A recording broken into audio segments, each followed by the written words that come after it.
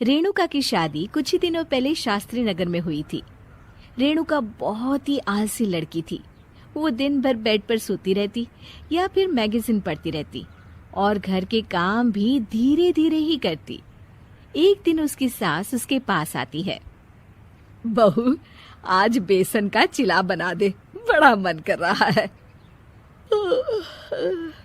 हाँ मम्मी जी, बनाती हूँ थोड़ी देर में। थोड़ी देर में? अरे थोड़ी देर में तो रात के खाने का वक्त हो जाएगा बहू। अच्छा मम्मी जी, तो फिर आप रात का खाना ही खा लीजिएगा ना। हे भगवान, कैसी आलसी बहू मिली है मुझे। हर काम को बस टालती ही रहती है। रेणुका दिन भर बस आलस पना ही करती रहती। एक बार रात के खाने पर सब बैठे हैं तो रेणुका का पति कहता है, अरे ये क्या, आज फिर से करेला? रेणुका, हफ्ते में तीसरी बार ऐसा हुआ है कि करेला बन रहा है। कुछ भी बना लिया करो। अरे इतनी सारी सब्जी मिलती है मार्केट में।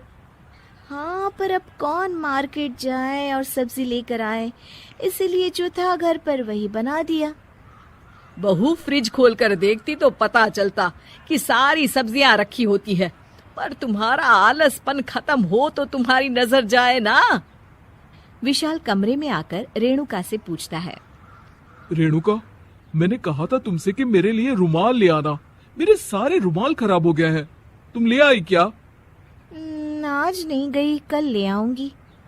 ओफो, पिछले 4 दिनों से मैं यही सुन रहा हूँ। बिना रुमाल के ऑफिस जाना पड़ रहा है। तुम तो बहुत ही आलसी होती जा रही हो रेणुका। आपको रुमाल की जरूरत है ना, तो खुद ही खरीद लीजिए ना। हाँ, अब वही करूंगा। तुम्हारे भरोसे बैठा रहा तो कुछ नहीं होगा।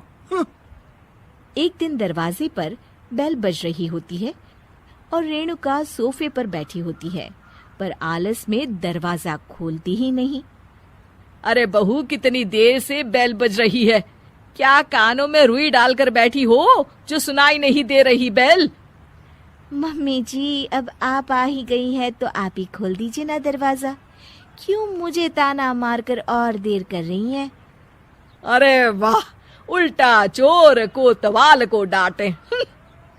सास दरवाजा खोलती है तो उसकी पड़ोसन दरवाजे पर खड़ी होती है। दरवाजा खोलने में इतनी देर क्यों हो गई? सब सो गए थे क्या? और ये भी कोई वक्त है क्या सोने का? हाँ? अरे नहीं नहीं, ऐसी कोई बात नहीं है। आइए आइए, आप लोग अंदर आइए। ओफो, इन सबको भी अभी आना था। अब मम्मी जी लगा देंगी मेरी ड्यूटी किचन में।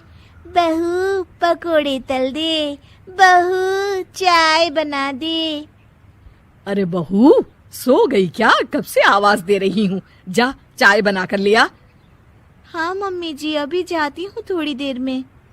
सास रेणुका को आंख दिखाती है।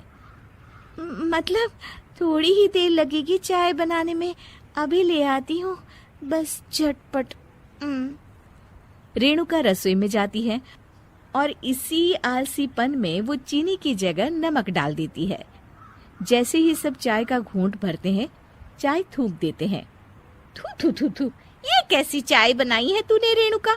इसमें तो सारा नमक भरा है। हाँ, और ये पकोड़े, इसमें इतनी मिर्च है कि मेरी तो हालत ही खराब हो गई खाकर। और रेणु जी, आपकी खातिरदारी में पहले तो कभी कोई कमी नहीं रहती थी, पर जब से आपकी ये बहू आई है ना, मामला कुछ गड़बड़ा सा गया है। हाँ हाँ, जहाँ आप इतनी एक्टिव है, वहीं आपकी बहू एकदम आलसी, एकदम राम मिलाई जोड़ी लगती है।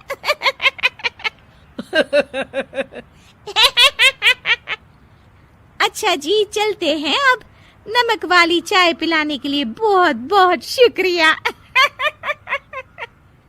सब वहाँ से चले जाते हैं। अरे तूने तो मेरी नाक ही कटा दी बहू। वे लोग क्या सोच रहे होंगे मेरे बारे में? मम्मी जी, मैंने तो शक्कर ही डाली थी, पता नहीं नमक कैसे बन गई शक्कर। शक्कर नमक नहीं बना बहू रानी, तुम्हारा ये जो आलसपना है ना, ये उसी का नतीजा है। सॉरी मम्मी जी, अब मैं ये आलसपन छोड़कर सारे काम अच्छे से मन लगाकर करूंगी।